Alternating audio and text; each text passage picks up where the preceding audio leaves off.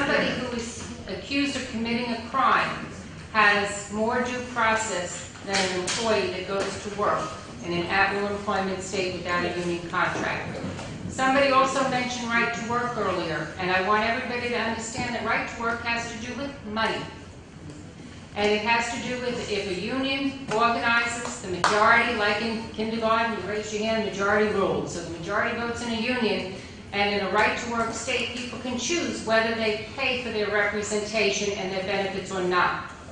I don't know, I kind of doubt that anybody in this room voted for Nikki Haley, and I don't think she's representing us, but I know I have to pay my taxes.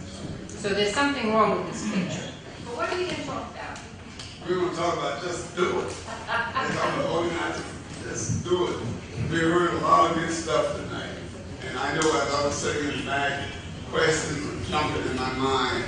How can we benefit from the information we got tonight? How can we magnify that and get a better result? So I think there are other questions out there. I think I'm wrong sometimes. So I imagine there are other questions and other suggestions that were created from the discussion that was just had from these presentations. I was encouraged greatly by the courage of the people doing what they did. But now I think, I'm a meeting person. The first thing I thought about was we need to have more of these meetings.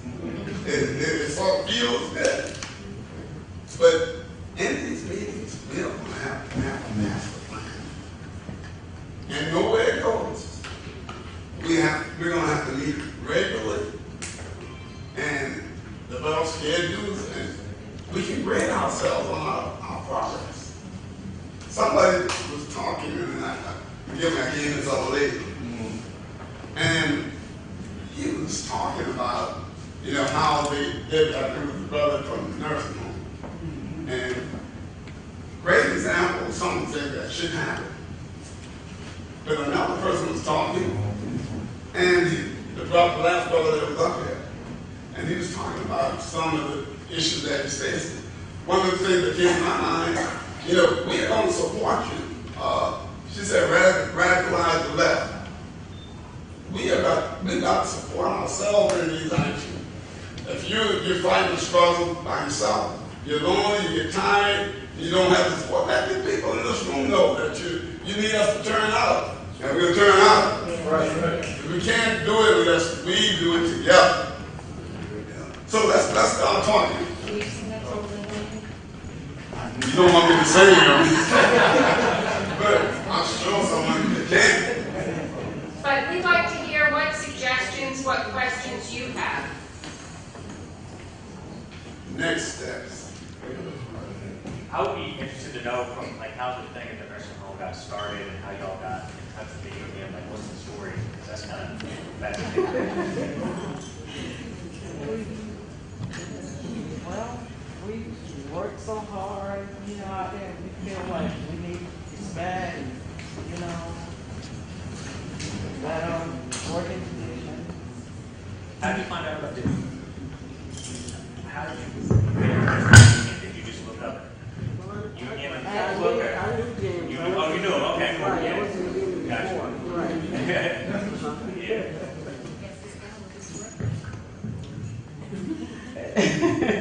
But I knew James, yes, and I got in touch with him, and we had a meeting, and that's how it started.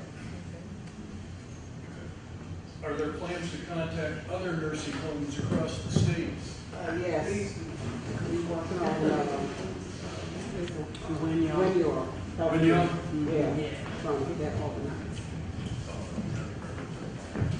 And you had a question? I'd like to say congratulations to the ladies from the nursing home in Georgetown. We've had workers that came from Georgetown to work at the nursing home in Mount Pleasant, where I work. And I was told that you guys had a mess down there, but we got a mess now. We need you guys now.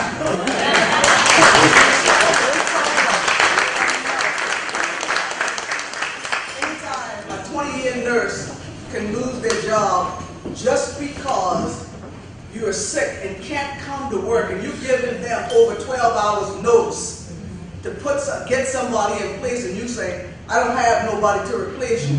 If you don't come to work, you're terminated. We need to do something. Oh, yeah. something, because a sick person shouldn't take care of a person that's sick, depending on why you're sick. So congratulations to you guys, you did well, I'm proud of you.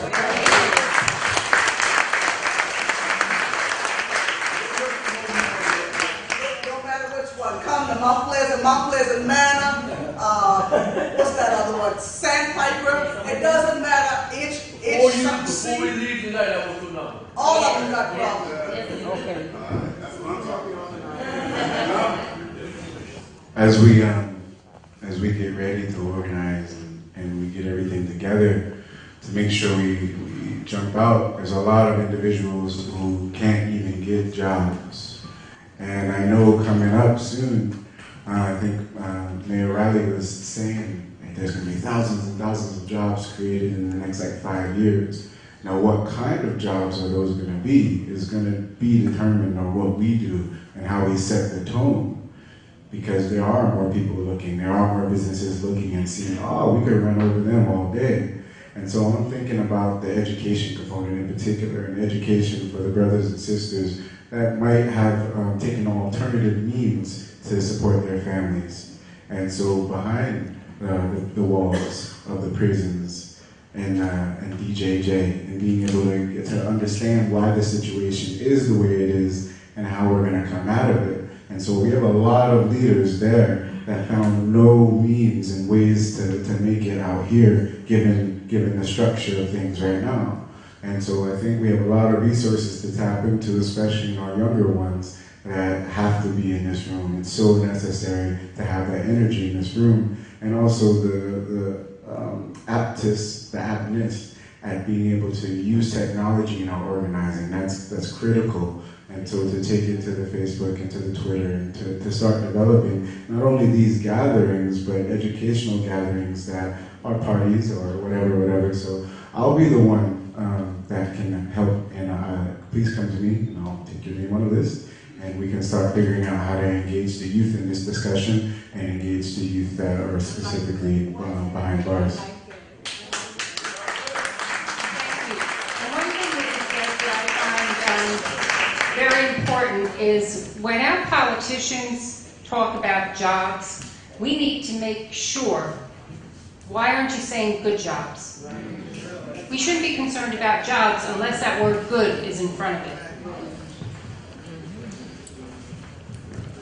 In Savannah, we staged rallies for minimum wage raising in front of 5 places, 5 different Friday afternoons, and we have not reached any employees, and I'm particularly interested in asking the sister from Arby's what folks can do to help promote getting started with unions in places like Arby's.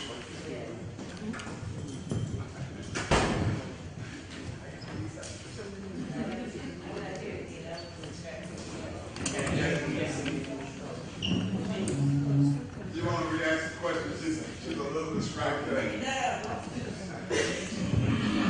What can outsiders who are willing to protest to raise the issue of raising minimum wage do to encourage workers to get organized in fast food restaurants? Talk to somebody, like, go everywhere just to sign up people. It's don't matter who he is, like, we'll find you, find me, find anybody. Go to all the restaurants, somebody there know about the raise up. Yeah, and I'd like to a little bit more than that. For me, when you fight an issue, and you know that you're right, it doesn't matter how much you get knocked down, you keep getting up. You know you're right. So we got our strong suit in this fight is that we're right. The average American will agree with what's being said. How do we galvanize them and bring them into this struggle? And then go back to the brother with education. You can't wait till I'm grown to try to educate me because I got no more mind. It has to start in the schools. How many of us lose our kids to corporate thinking? We send them to college, work hard to send them to college, and never bring them to an event like this. Never said, son, the union made this possible. No, they're going to be corporate, whatever they are, and they treat workers the way you're fighting against preventing them from being treated. So the education stuff, we got to get into our family. Somebody talk about, should talk about a family. You got to start with the family. You got to go into the schools, and it's going to be an ongoing process. Fast forward, we got to change what we got now, so we got to be multitasking in this, I believe, to really put a damper on this situation.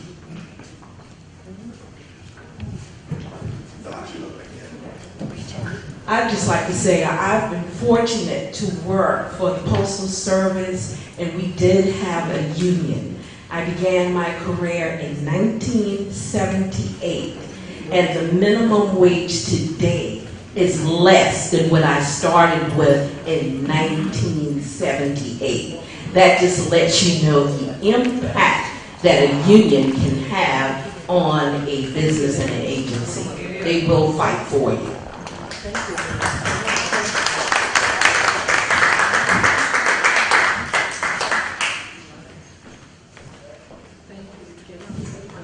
I just wanted to ask, I'm J. Denise Cromwell. I'm with the Project Street Outreach for homeless veterans and civilians.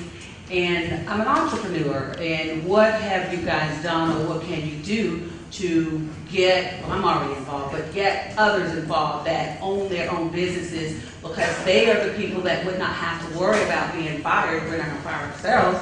And we can be your backbone, your backup, and just bring a mass of people with us to stand with you. I mean, I think that would be something great that we could, collaborate together.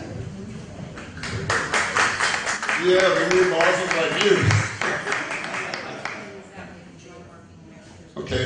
I think you're right. These smaller businesses have a different kind of problem when it comes to this question. But I think if we present the question right and we come up with the right kind of balance, I think that they will definitely support this. They won't feel like I'm getting into something I can't afford. So I think we have to do some serious thinking about this. Also, I want to ask, how many people in here celebrate Labor Day? All the hands should be going up, right? And the reason why I asked that question, because it's a stage, it's an opportunity for us to talk about labor. It's not, you get a hot dog any day, a hamburger any day. It's a valuable opportunity for us to say why labor is important to this country. And then you got a captive audience. You can do some of the education. And guess what? At these kind of gatherings, you have kids. So Labor Day is important. And right now, I just wanted to put that in the way, because we are planning for a big Labor Day activity. And I hope some of the people that can't make it to Charleston have their own, because it's a prime opportunity to talk about why labor is important.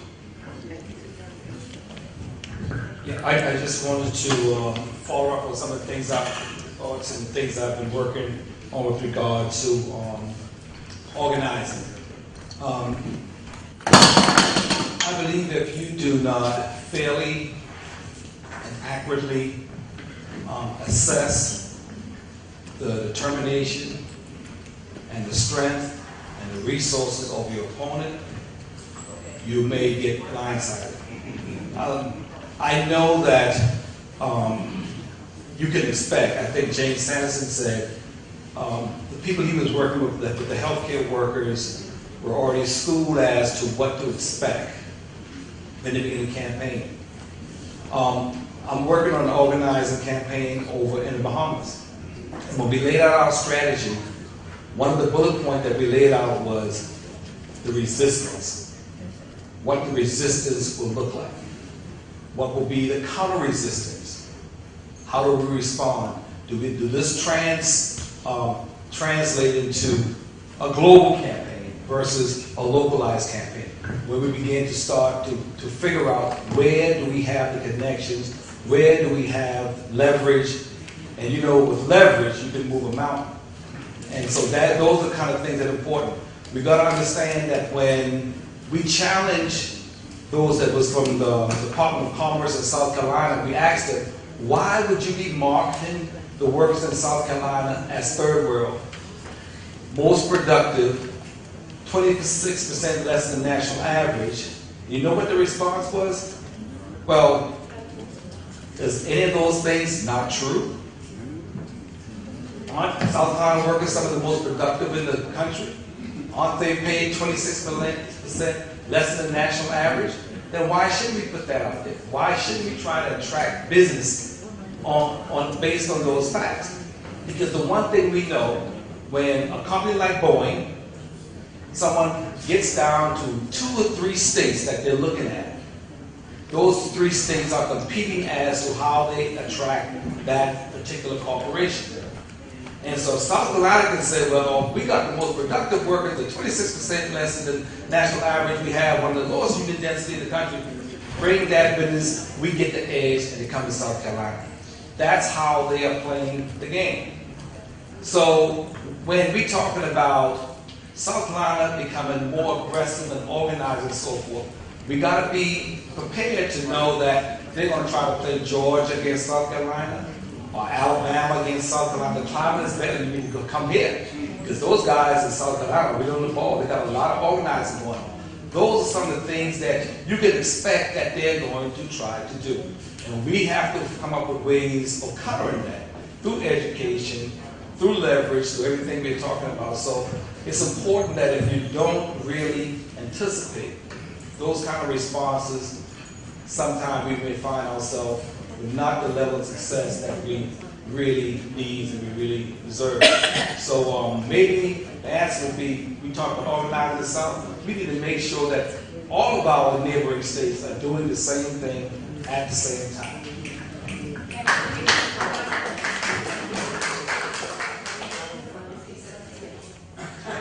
One nation. So those are some of the things, the challenges that we face when we're talking about organizing. Even in the Bahamas right now, when we're organizing, they're threatening propaganda that if we organize Freeport, Bahamas, they're going to move the operations to Kingston, Jamaica. If we organize Kingston, Jamaica, we're going to move it to Trinidad. So these are corporate global strategies, and like you said, a lot of these companies have a global perspective. T-Mobile, we talked about, and so forth now. And so we have to be prepared for those things. Well, we got to wrap up, so let's give everybody a round of applause. And Kenny, you tell them that they better have plenty of gas because we're going to make them move a lot. All right, thank you. Can we pick a date? Everybody, where's the sign-in sheet? Please make sure you sign it before you leave. Also, anybody that fills out the Working America card, I will take it and mail it, and you don't have to give $5. If you want to take it home, you can do that also. But please make sure we get those sign-in sheets. And thank you, everyone, for coming out. When we got next meeting?